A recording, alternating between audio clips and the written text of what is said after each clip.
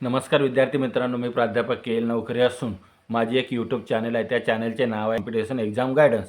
आपण सर्व व्हिडिओ पाहत आहात, व्हिडिओला भरपूर प्रतिसाद देत आहात, त्याबद्दल आपले हार्दिक अभिनंदन व आभार व्यक्त करतो. आपण माझ्या यूट्यूब चॅनलला सबस्क्राईब करावे, तसेच व्हिडिओला लाईक करावे व व्हिडिओ सर्वत्र शेअर करावा व कॉमेंट बॉक्समध्ये तुम्हाला कशा प्रकारची माहिती पाहिजे ते लिहा.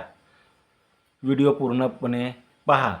चला तर आज आपण नव्या एका व्हिडिओला सुरुवात करूया.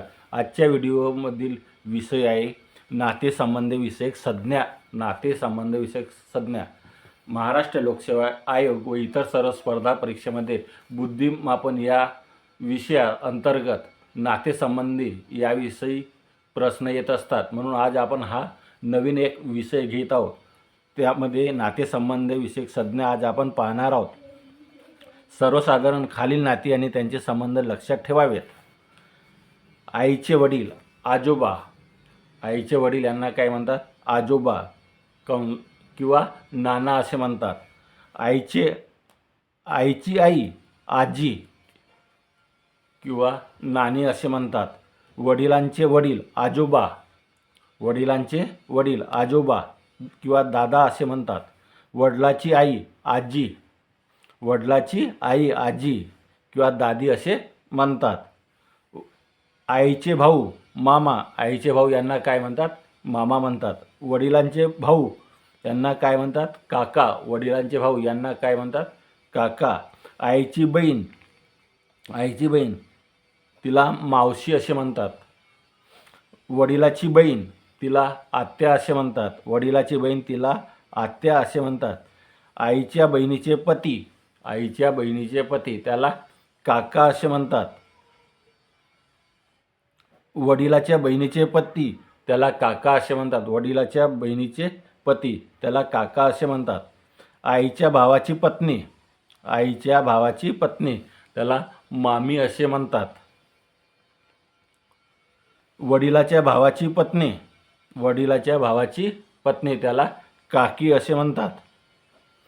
आजीचा एकुलता एक मुलगा, त्याला काय म्हणतात? वडील. आजोबाचा एकुलता एक मुलगा, त्याला वडील असे म्हणतात. आईच्या वडिलांचा मुलगा, त्याला मामा असे म्हणतात. वडिलांच्या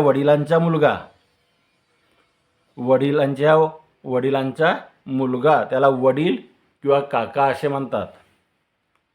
वडिलांची मुलगी, त्याला आत्या असे म्हणतात. आईच्या वडिलाची सून, तिला मामी असे म्हणतात. आईचा मुलगा, त्याला मामा असे म्हणतात. आईच्या वडिलाची मुलगी, तिला मावशी असे म्हणतात. आईची मुलगी, तिला मावशी असे म्हणतात. आजीची एकुलती एक सून, तिला आई असे म्हणतात. आजोबाची एकुलती एक सून, तिला आई असे म्हणतात. आईची सून, तिला मामी असे म्हणतात. आजोबाचा जावई, त्याला काका असे म्हणतात. त्याला काका असे म्हणतात. आजीचा जावई, त्याला काका असे म्हणतात. आजीचा एकुलता एक जावई, त्याला वडील असे म्हणतात. वडिलांचा एकुलता एक मुलगा, त्याला वडील असे म्हणतात. वडिलांच्या आईचा एकुलता एक मुलगा, त्याला वडील असे म्हणतात. आईच्या वडिलांची एकुलती एक मुलगी, तिला आई असे म्हणतात. आईचे सासरे, त्याला आजोबा असे म्हणतात. वडिलांचे सासरे,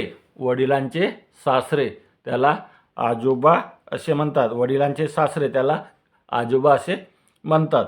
आईची आईची सासू त्याला आजी असे म्हणतात. वडिलांची सासू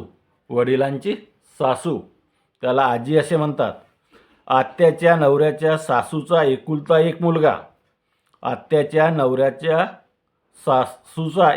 मुलगा त्याला वडील असे म्हणतात. आत्याच्या नवऱ्याच्या सासऱ्याचा एकुलता एक मुलगा त्याला वडील असे म्हणतात. मामीच्या सासऱ्याची एकुलती एक मुलगी तिला आई असे म्हणतात. आईचा एकुलता एक पुत्र म्हणजे स्वतः. वडिलाचा एकुलता एक पुत्र म्हणजे स्वतः. वडिलाची एकुलती एक मुलगी म्हणजे स्वतः मुलगी. आईची एकुलती एक मुलगी म्हणजे स्वतः मुलगी. आपल्या वडिलांचा एकुलता एक मुलगी म्हणजे आपण स्वतः. आपल्या आईचा एकुलता एक मुलगी म्हणजे आपण स्वतः. आईची मुलगी बहीण. वडिलाची मुलगी बहीण. वडिलांचा आईचा मुलगा भाऊ. मुलीच्या आईचा मुलगा भाऊ. वडिलांच्या भावाची मुलगी आत्तेभाऊ. वडिलांच्या भावाचा मुलगा चुलत भाऊ. आईच्या भावाचा मुलगा मामेभाऊ. वडिलांच्या बहिणीची मुलगी आत्तेबहीण. आईच्या भावाची मुलगी मामेबहीण. आईच्या बहिणीची मुलगी मावसबहीण. आईच्या बहिणीचा मुलगा मावसभाऊ. बहिणीचा नवरा दाजी किंवा भाऊजी. भावाची बायको वहिनी. अशा रीतीने नातेसंबंधित अनेक प्रश्न वेगवेगळ्या स्पर्धा परीक्षेमध्ये येत असतात. सर्व स्पर्धांमध्ये या प्रकारचे प्रश्न येत असतात. हे प्रश्न आपण पाठांतर करावे तसेच लक्षात ठेवावे.